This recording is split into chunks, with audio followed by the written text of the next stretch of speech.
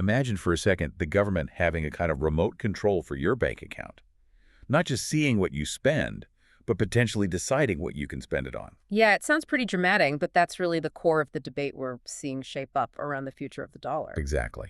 So today we're doing a deep dive into the sources covering this huge clash. It's basically two competing ideas. Centralized government control, which is what the central bank digital currencies, or CBDCs, represent. Right, versus the idea of individual financial freedom that you see in, decentralized finance or DeFi. Yeah, the sources we've looked at, they're really quite intense. They paint this picture of a battle that's not just about tech, but about really core American values, liberty, privacy, property rights. What really jumps out is how critics see these CBDCs as, well, an existential threat. And at the same time, you've got these regulatory actions that seem to be, frankly, squashing American innovation in digital money. That's exactly what we want to unpack for you. We'll walk through the arguments, look at why some people are fighting so hard to protect the right to, hold your own digital assets yourself, self-custody. And what Congress is maybe finally starting to do about it. All right. Responding to this regulatory confusion. Okay, let's start with the big one, CBDCs.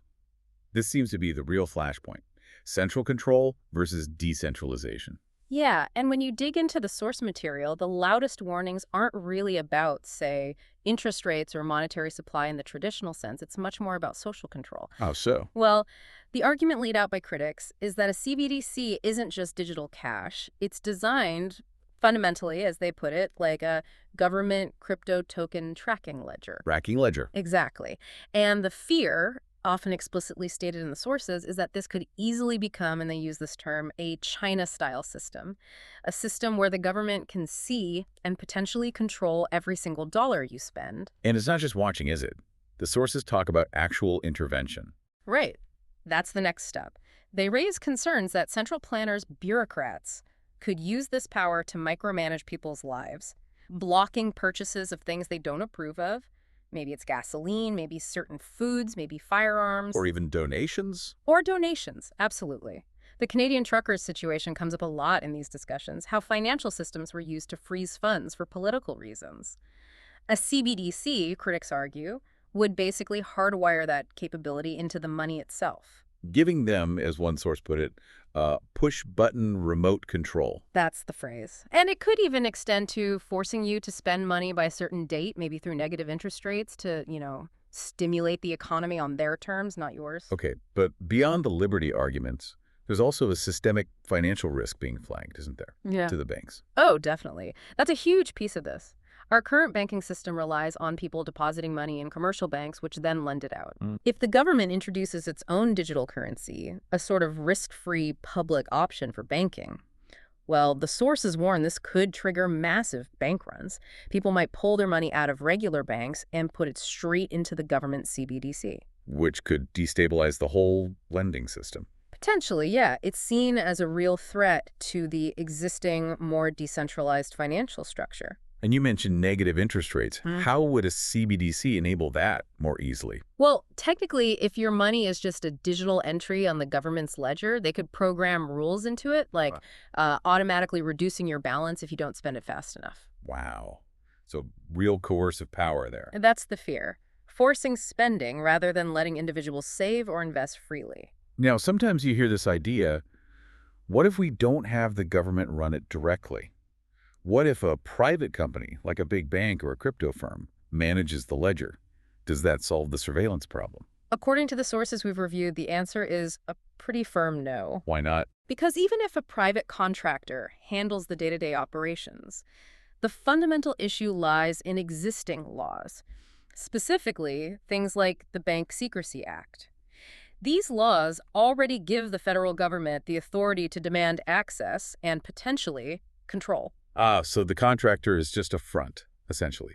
The government still has the power to look over their shoulder or even dictate terms. That's the argument. It just puts a corporate layer over the same surveillance power. Washington still holds the keys, so to speak. And the irony here, we already have digital dollars that work pretty well, don't we? Exactly. Private stablecoins, they already provide fast, cheap digital transactions pegged to the dollar. And the dollar is totally dominant in this space. Sources say over 99.5% of these currency-pegged stablecoins are dollar-based. So the market already found a solution without the need for government control and surveillance. That's the counter-argument. Yeah, it exists, it works. Okay, let's shift gears a bit. While the CBDC is this sort of looming potential threat, there's something happening right now that sources say is actively hurting American innovation. And that's regulatory uncertainty. Yeah, this is a really big theme. The U.S. is, frankly, falling behind other places because there just aren't clear rules of the road for crypto and DeFi. And the consequence? Well, you risk driving talent away.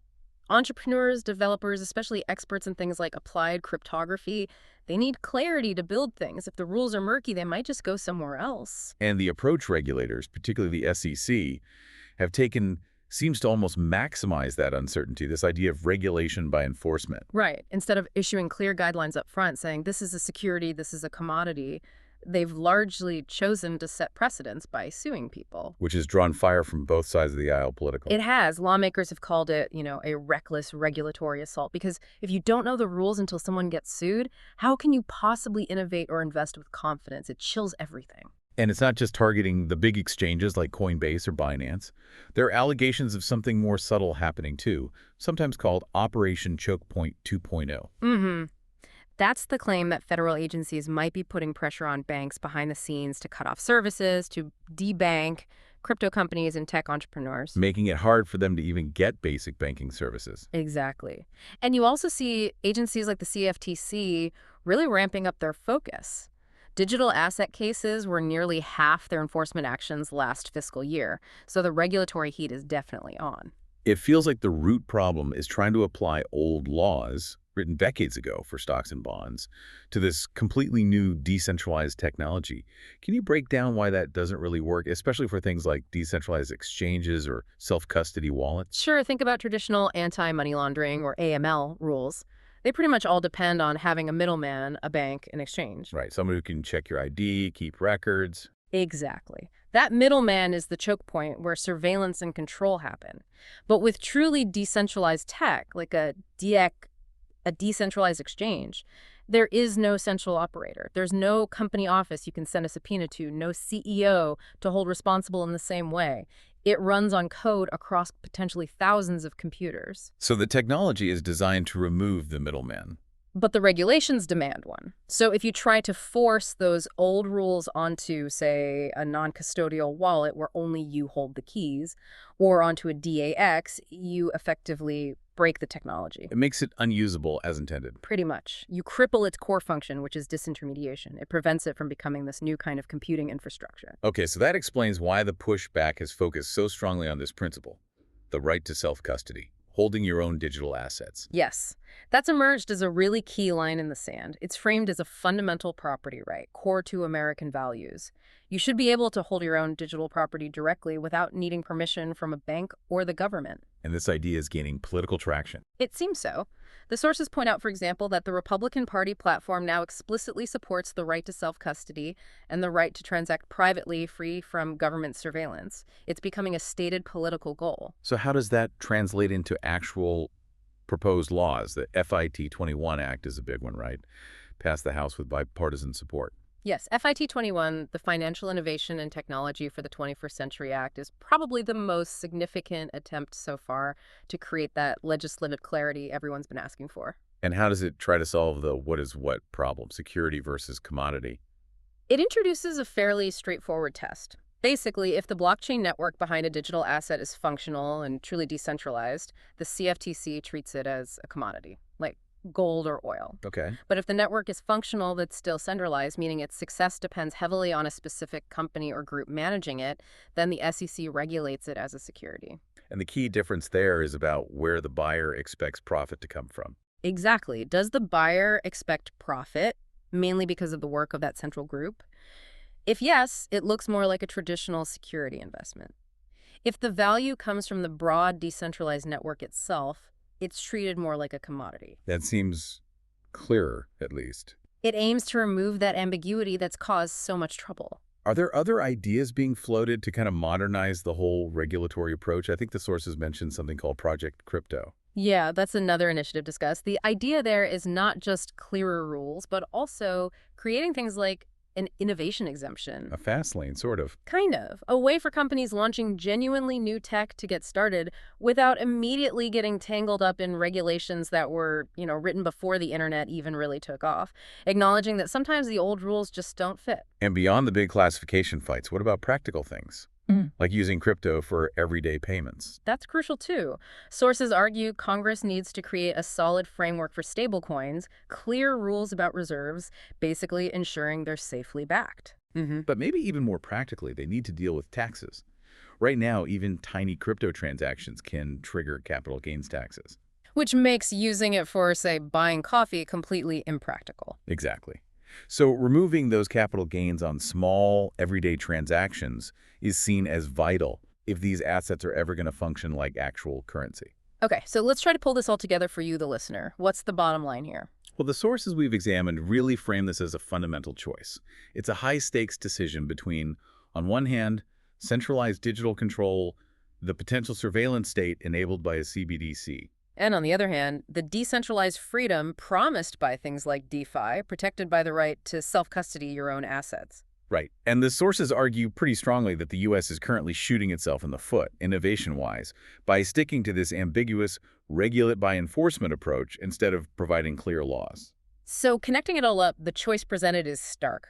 Do we let bureaucrats potentially dictate financial behavior through a government-run digital currency? Or do we demand that our leaders create rules that actually protect individual financial privacy and property rights in this new digital age? The sources really emphasize that this isn't fundamentally about tech, it's about liberty. Which brings us to a final thought for you to really chew on.